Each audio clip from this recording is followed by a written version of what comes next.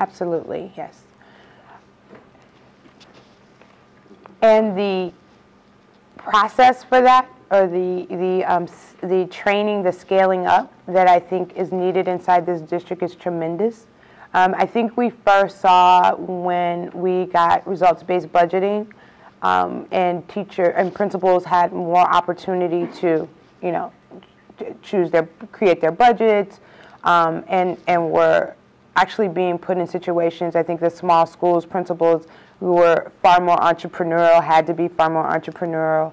I always laughed at one principal, I didn't laugh at her, but she, Yetunde Reeves with Excel Small Schools, would always kind of say, I'm not a marketer and I don't know PR. I'm an educator. So I think that the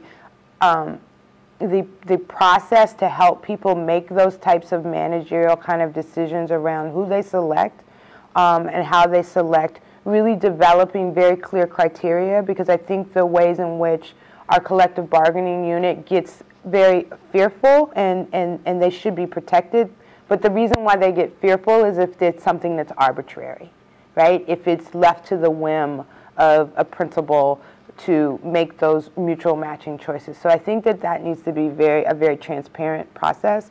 And so to the extent that principals need to be trained around how you do interviewing type processes, how do you really present a vision of your school, how do you really then begin to judge a person who is vying to be a part of that vision, what are the things that you're looking for? And so I think that there's some very clear structural pieces that should be the same in any kind of hiring or mutual matching type process. And I think I hope that would ease any fears of a collective bargaining unit that felt like there might be some bias. So just to follow up on that a little bit, I mean, there was a proposal this spring, yes, to move this forward, and ultimately the district leadership wasn't successful at collaborating with the union leadership to implement right. it as proposed. What do you think got in the way this time? What would you do differently next time?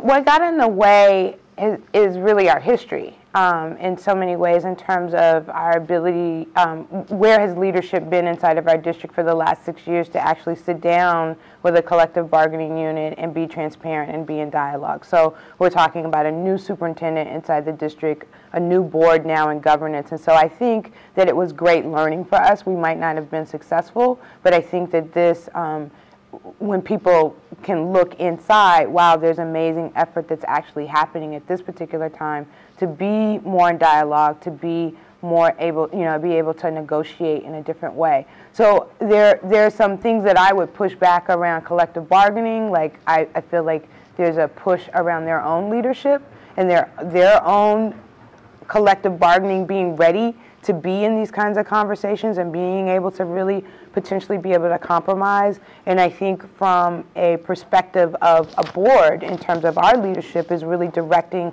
our superintendent to really provide those structure pieces that I just suggested, the transparency, some real clear criterion.